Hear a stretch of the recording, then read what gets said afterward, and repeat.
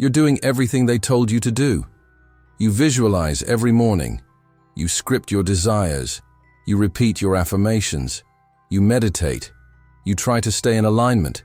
You speak in high vibrations. You tell yourself you trust the universe. And yet, when you look around, your reality looks painfully familiar. Different months, the same emotions. New intentions, the same outcomes. You start to wonder why, despite all this effort, the relationships you attract still feel like the ones you're trying to escape. Why your financial situation keeps resetting.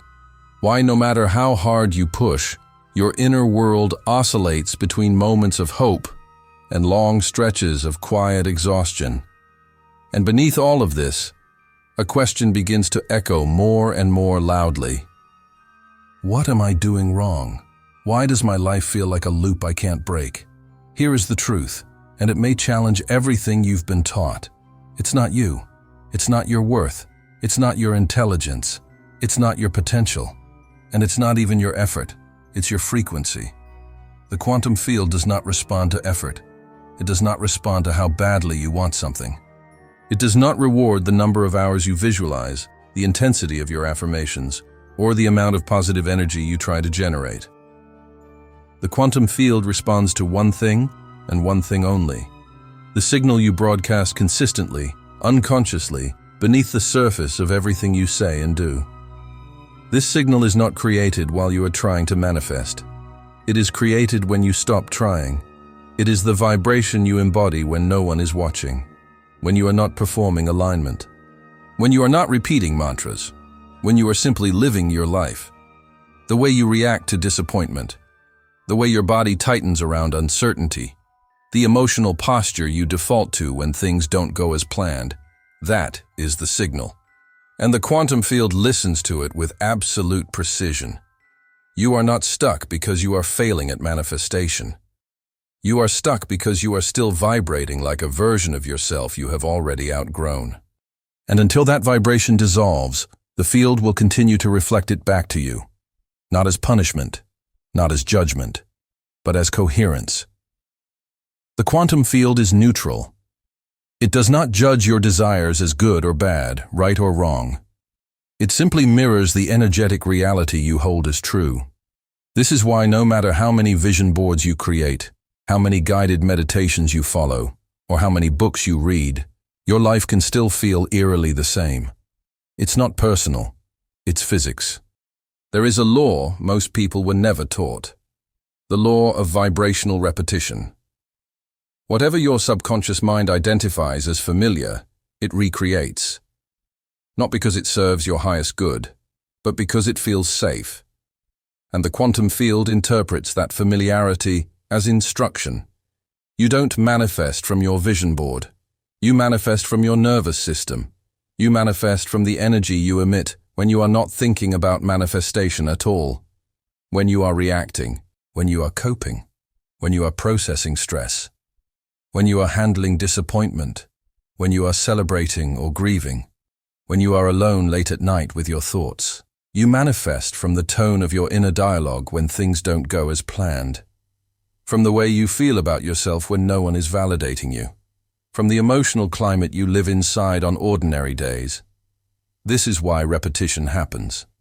Because even when your outer behaviors change, your habits, your routines, your rituals, the inner baseline often remains untouched. You can say the word abundance 100 times a day, but if your body is still wired for scarcity, the field does not hear abundance. It hears lack, and it responds accordingly, not because it is punishing you, but because it is precise. Most people never realize that the quantum field is not reacting to their conscious efforts. It is responding to their unconscious stability, the frequency they return to again and again, the version of reality they have normalized. And this is not a moral issue. It is not about being good or bad at manifesting. It is about coherence. The field mirrors what is stable.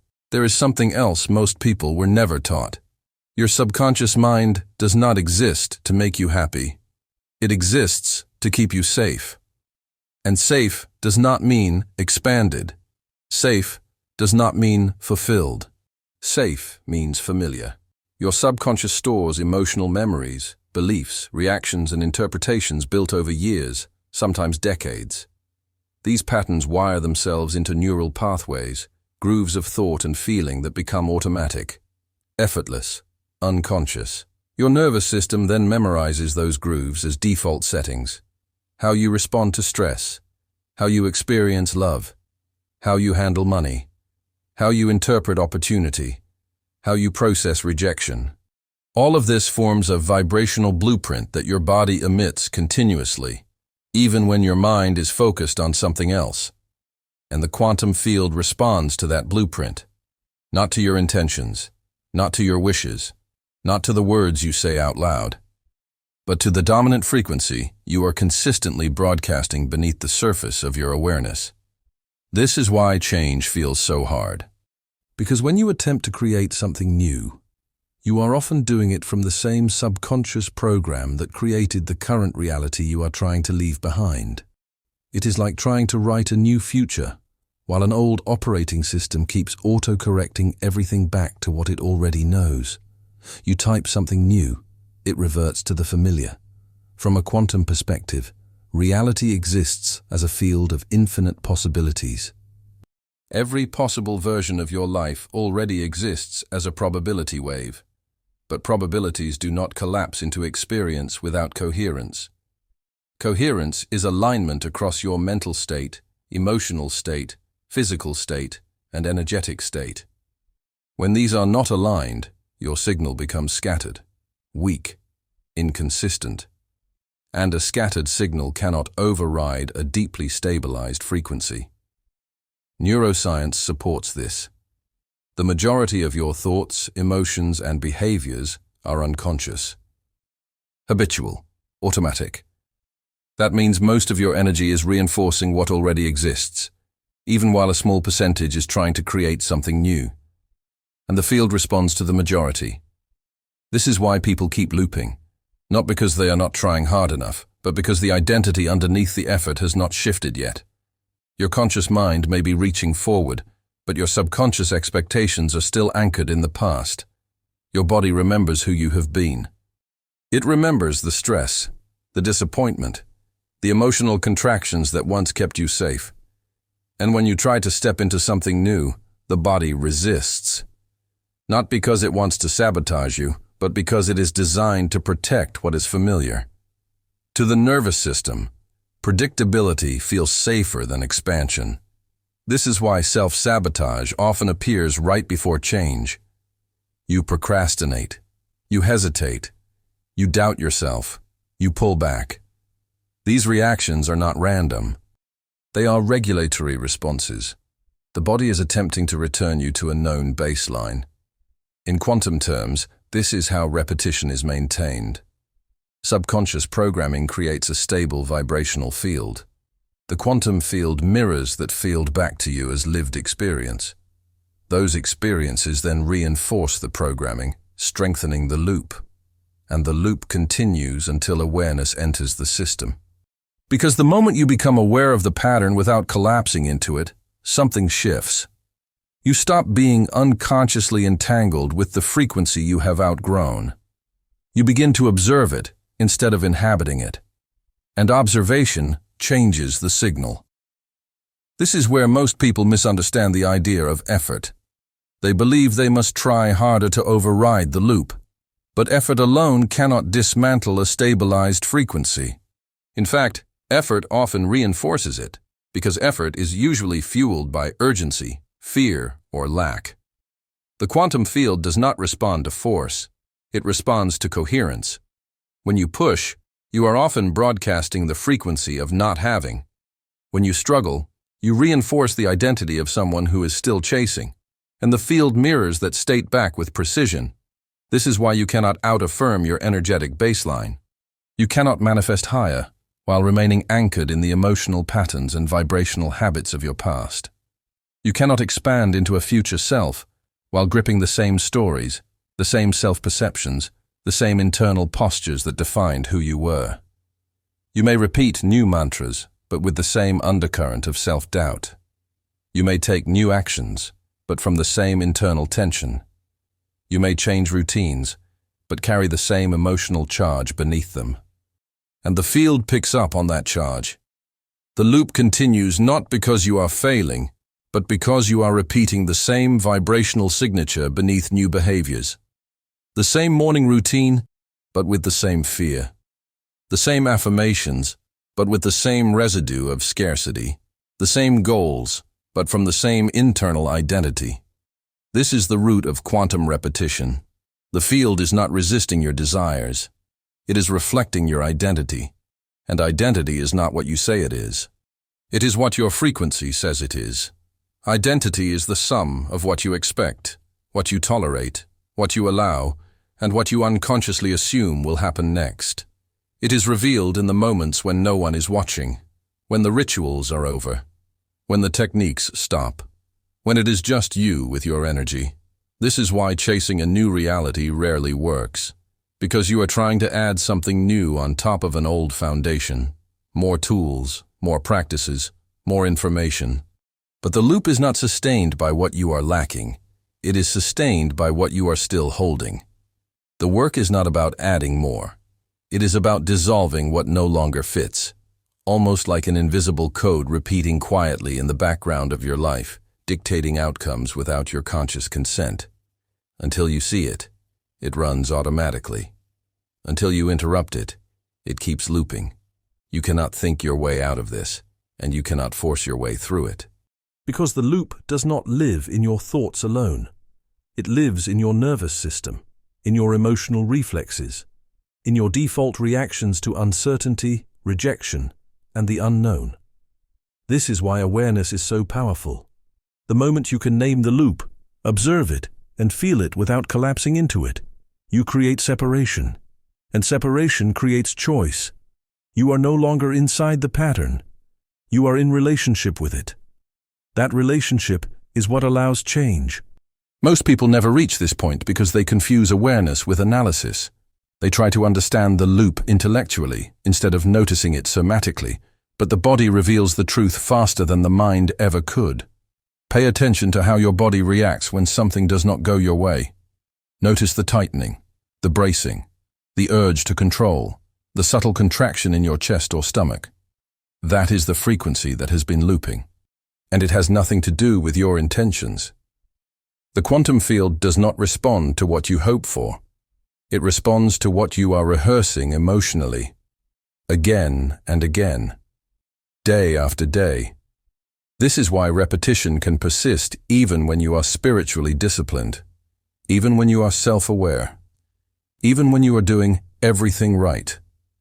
Because the loop is not broken by discipline. It is broken by coherence. And coherence does not come from trying harder. It comes from becoming present enough to stop feeding the old signal. This is where the shift actually begins. Not when you visualize a new future, but when you interrupt the emotional reflexes that keep recreating the past. When you stop reacting automatically. When you pause instead of collapse. When you stay present in discomfort without needing to fix it. That pause is not passive. It is powerful. Because in that pause, the old frequency loses momentum. And when momentum breaks, space opens. And space is where new realities emerge. Once space opens, the system begins to reorganize itself. Not because you forced it, but because you stopped reinforcing what no longer belongs. The old reality starts to loosen its grip, not through effort, but through non-participation. This is where many people misinterpret what is happening. They feel the absence of immediate change and assume nothing is working. But what is actually occurring is destabilization. The old frequency is no longer being fed, yet the new one has not fully stabilized. And that in-between state can feel uncomfortable. Your body may resist. You may feel restlessness, fatigue, anxiety, or a vague sense of unease. This is not misalignment. It is recalibration. Your nervous system is adjusting to a frequency it has not yet normalized. Expansion often feels unsafe before it feels natural. This is why so many people unconsciously retreat at this stage. They interpret discomfort as failure and rush back to the familiar. They reactivate old habits, old thoughts, old emotional responses, and the loop locks back into place. But if you stay present here, something different happens. Instead of reacting, you observe. Instead of tightening, you breathe. Instead of trying to fix the feeling, you allow it. You let the sensation move through your body without assigning it meaning, without turning it into a story. This is not passivity.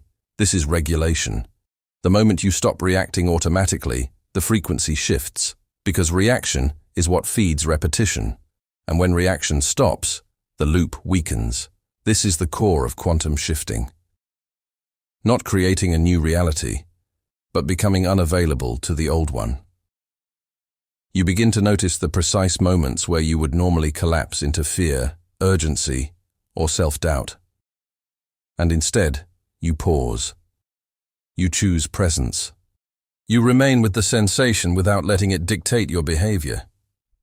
That moment of choice is the portal. It is not dramatic, it is quiet, but it is powerful. 5 seconds of genuine coherence is more transformative than hours of mental effort, because coherence speaks directly to the field. It signals stability, safety, readiness.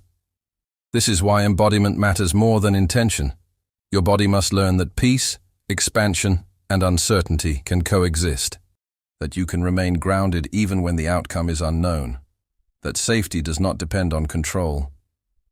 As this becomes familiar, the old frequency loses its authority. It no longer feels compelling. The urge to react softens. The emotional charge diminishes. And without charge, the loop cannot sustain itself. The quantum field responds to this immediately, not always with instant results, but with subtle shifts, synchronicities, opportunities, new configurations that were previously inaccessible.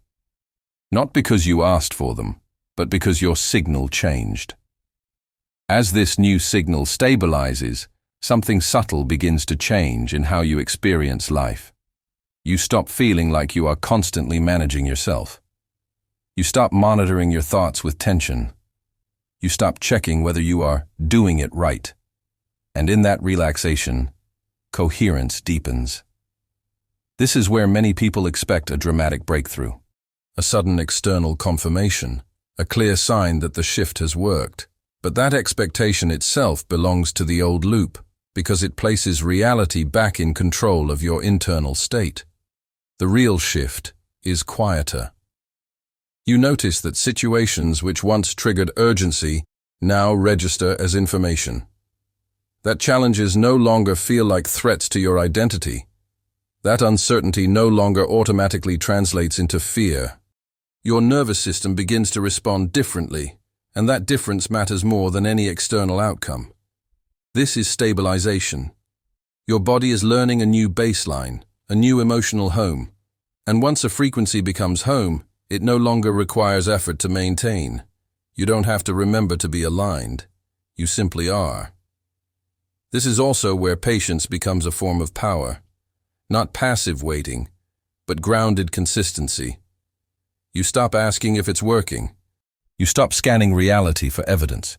You continue embodying coherence even when nothing seems to be happening. Because reality has momentum. Old patterns may still appear for a while. Echoes of the previous frequency. Delays, loose ends. This does not mean the shift failed. It means the system is catching up to a new instruction. What matters is not what shows up momentarily, but what you continue to reinforce underneath it. Each time you choose presence over reaction, you strengthen the new signal. Each time you soften instead of brace, you weaken the old one. And over time, this accumulation becomes irreversible. This is how the loop ends. Not all at once, but through non-reinforcement. You stop rehearsing the same inner conversations. You stop feeding the same expectations. You stop energizing the same self-concept. And without your attention, without your emotional charge, the old frequency loses structure. What replaces it is not something you force. It emerges naturally. A sense of grounded clarity, emotional neutrality, a quiet confidence that does not need validation.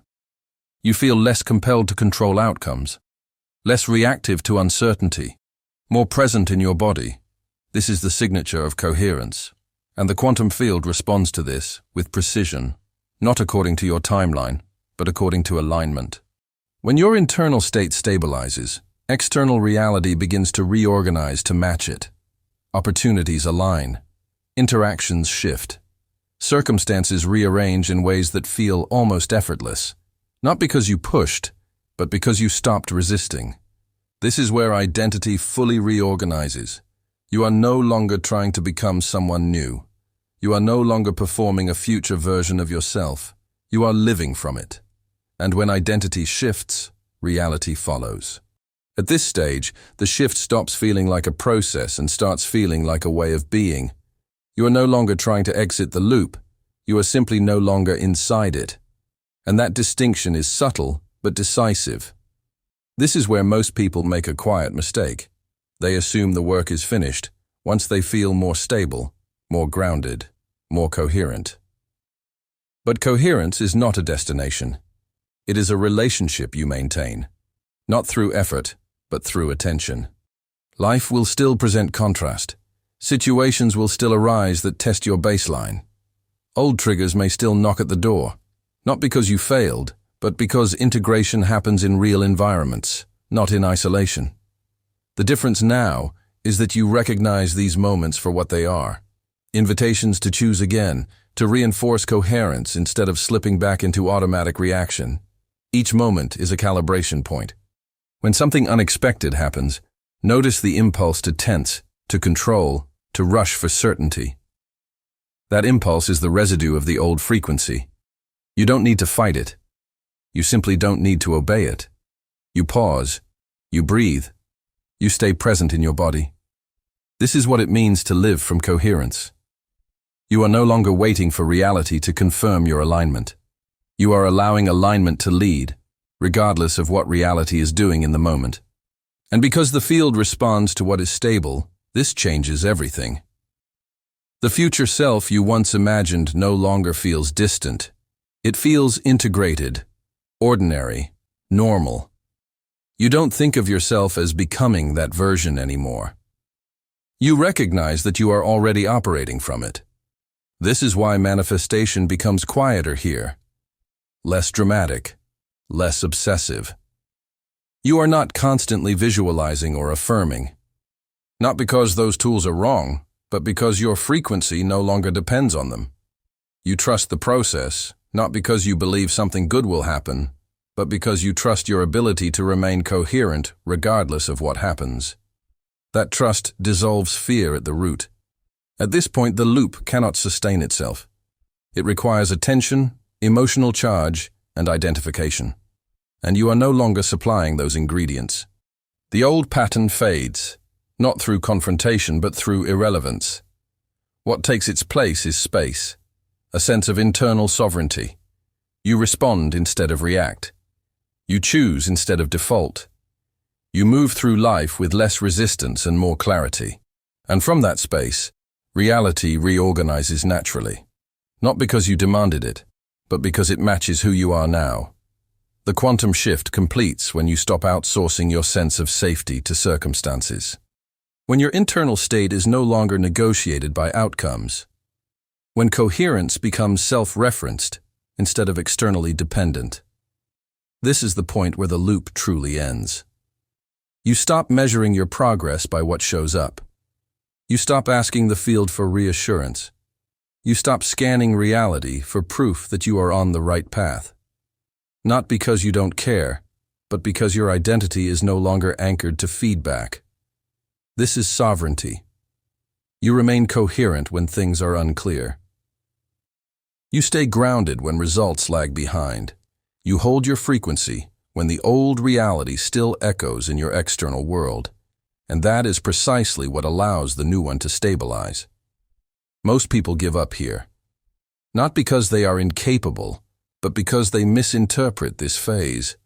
They assume the lack of immediate confirmation means the shift didn't work. They collapse back into doubt. They re-engage with urgency. They feed the old signal again. But you know better now. You understand that the field responds to embodied frequency, not momentary emotion. You know that the invisible always reorganizes before the visible.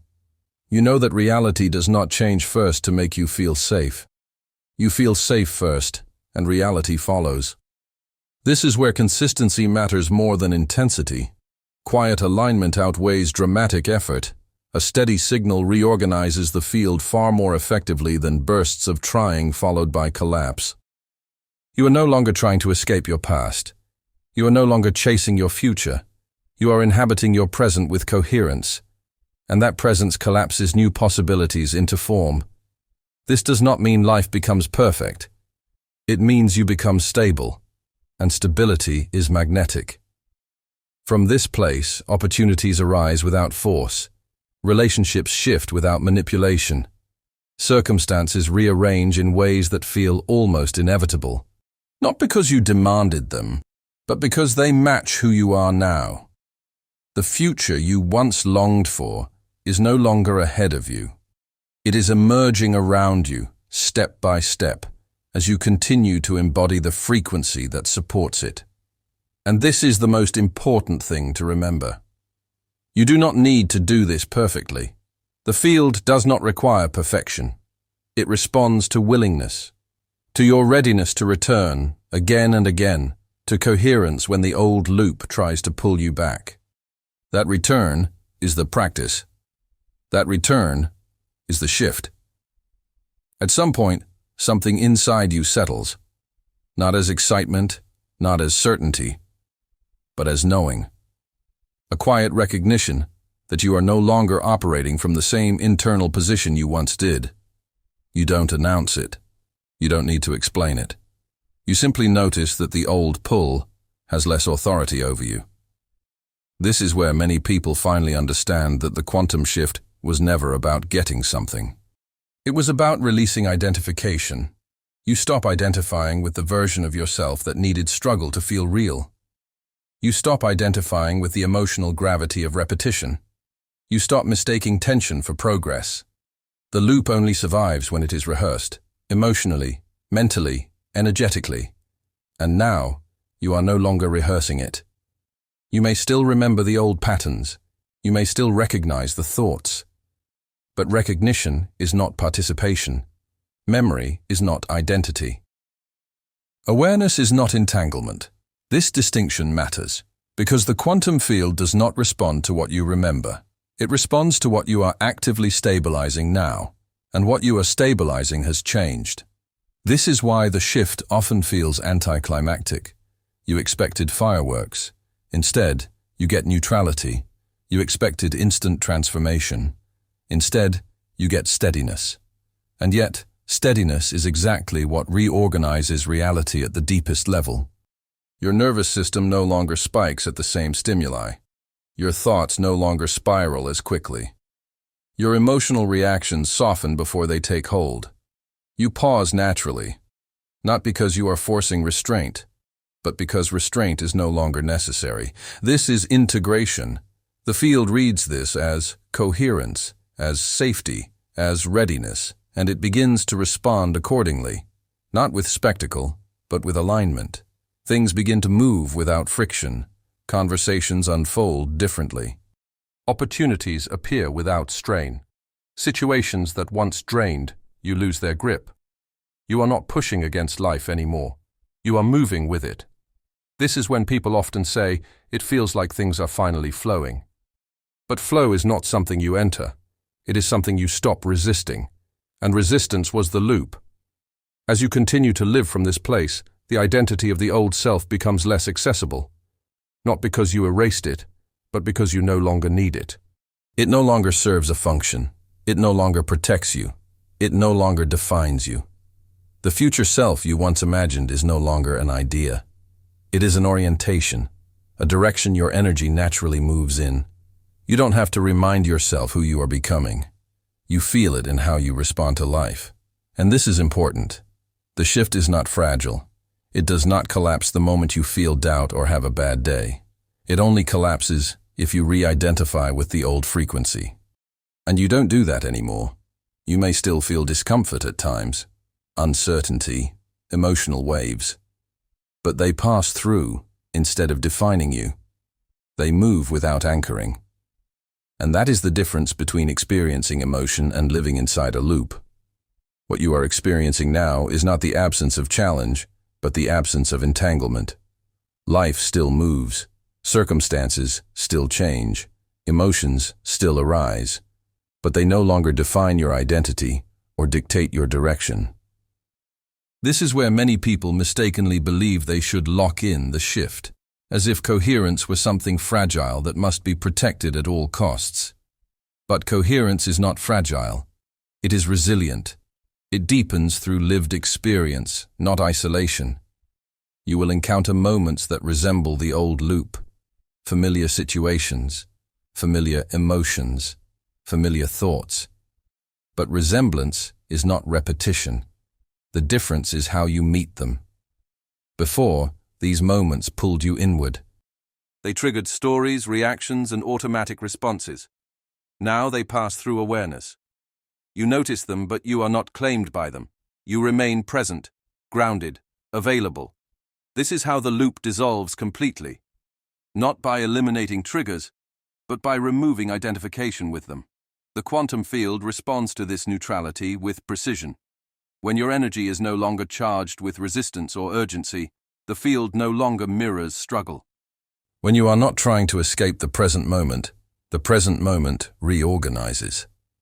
This is why so many shifts happen quietly after you stop tracking them. You look back and realize something fundamental has changed, not because of a single event, but because the way you relate to reality has transformed.